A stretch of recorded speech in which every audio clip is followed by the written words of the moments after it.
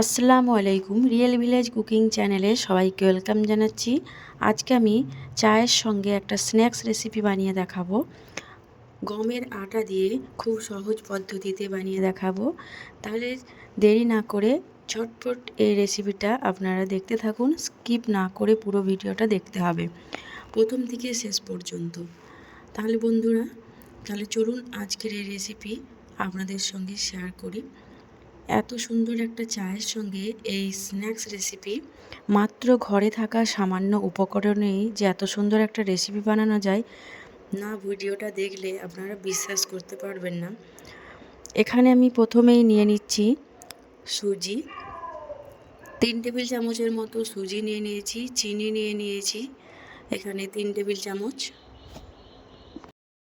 চিনি এবং সুজিকে আমি একটু ঘুরিয়ে নেব মিক্সির মধ্যে। এই দেখুন, এরকম পেস্ট হয়ে গেছে। এবার এই উপকরণগুলো আমি এক সাইডে রেখে দিচ্ছি।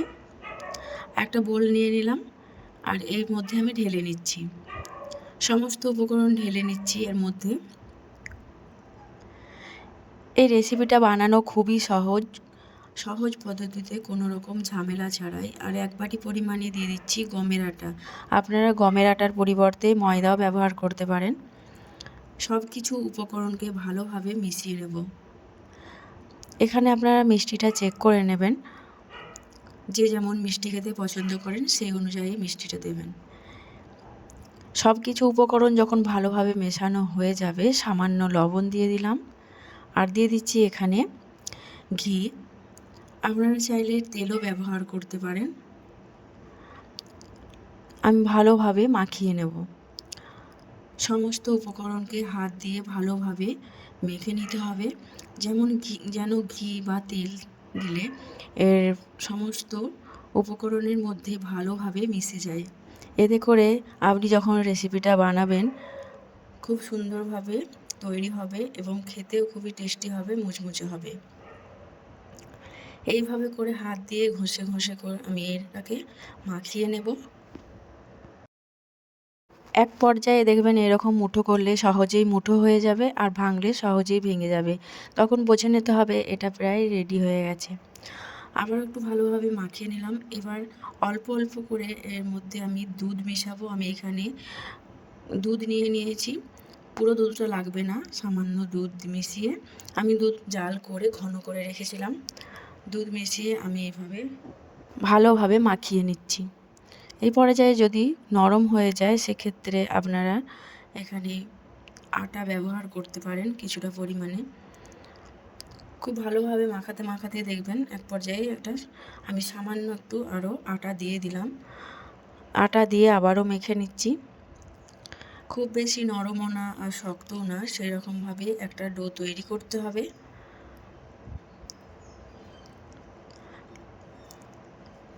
ভালোভাবে মাখাতে হবে। আর সুজি আছে যেহেতু, সেহেতু একটু শক্তই হবে। সুজি কিছুটা টেনে নেবে।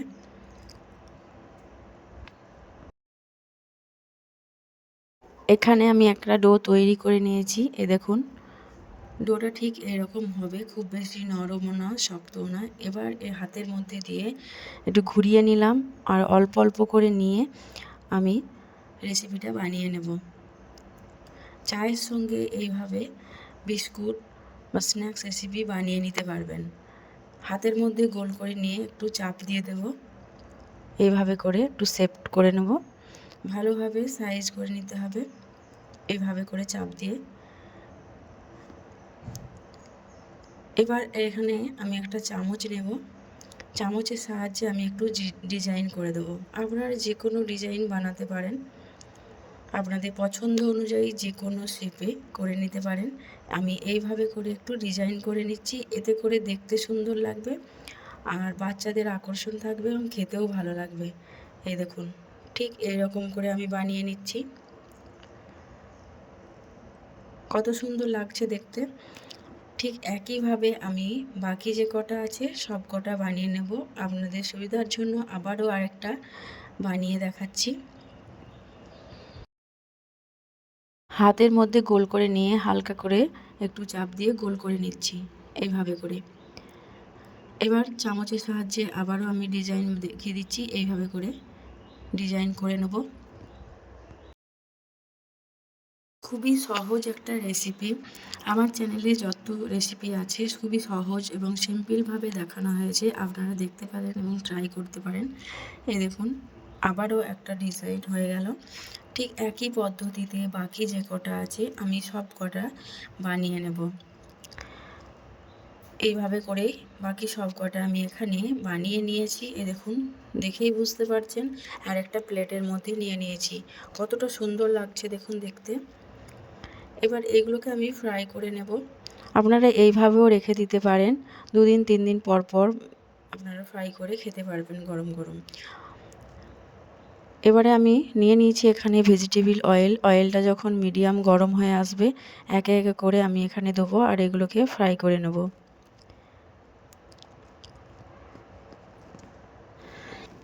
এগুলো বানাতে বেশি টাইম লাগে না, অল্প সময়ের মধ্যে হয়ে যায়। এই দেখুন এইভাবে করে গ্যাসের ফ্লেমটা এই পর্যায়ে লোতে রাখতে হবে, না হলে ওপর থেকে পুড়ে যাবে আর ভেতরে কাঁচা থেকে যেতে পারে। আপনারা চেষ্টা করবেন এটা লো ফ্লেমে বানানোর। এক সাইডটা হয়ে এসেছে, আমি এবার উল্টে দেব একে একে করে। এই দেখুন কালারটা অনেকটাই চেঞ্জ হয়ে এসেছে। বাড়িতে থাকা সামান্য উপকরণে এই রেসিপিটা আপনারা বানিয়ে নিতে পারবেন, কোনো ঝামেলা ছাড়াই। আপনারা বিকালবেলায় এইভাবে বানিয়ে খেতে পারবেন বা বাচ্চাদের টিফিনেও দিতে পারবেন। উল্টে পাল্টে আমি ভালো করে এগুলোকে ফ্রাই করে নিচ্ছি। এই দেখুন কালারটা কত সুন্দর এসেছে, দেখতেও সুন্দর লাগছে। যখন এগুলো ভালোভাবে ফ্রাই হয়ে যাবে আমি একে একে করে এগুলোকে তুলে নেব। আর বাকি যে কটা আছে সব কটা ঠিক একইভাবে ফ্রাই করে নেব। এই দেখুন এগুলো প্রায় হয়ে গেছে, একে একে করে তুলে নিচ্ছি।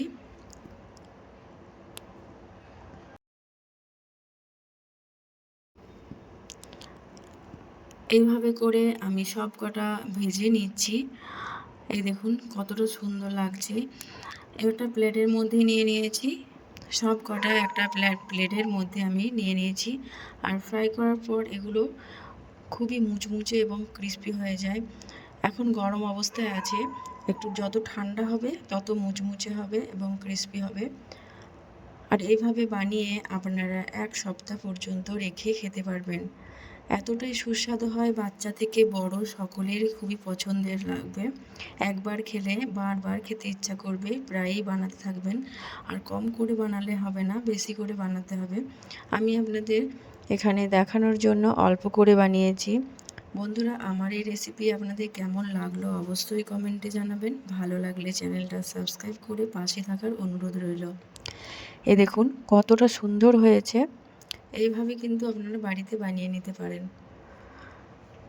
আর চায়ের সঙ্গে খেতে তো খুবই ভালো লাগে। এখন গরম আছে, গরম থাকা অবস্থায় আমি আপনাদের দেখাচ্ছি, কিন্তু যখন ঠান্ডা হবে এটা আবারও মুচমুচে হবে। এ দেখুন কতটা সুন্দর লাগছে, খেতেও অসম্ভব টেস্টি। আমি একটা আপনাদেরকে ভেঙেও দেখাচ্ছি।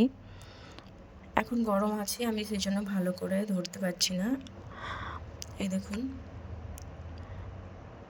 এইভাবে চায়ের সঙ্গে আপনারা খেতে পারেন বা বৃষ্টির দিনেও। কথা না বাড়িয়ে আজকের এই রেসিপি এখানেই শেষ করছি।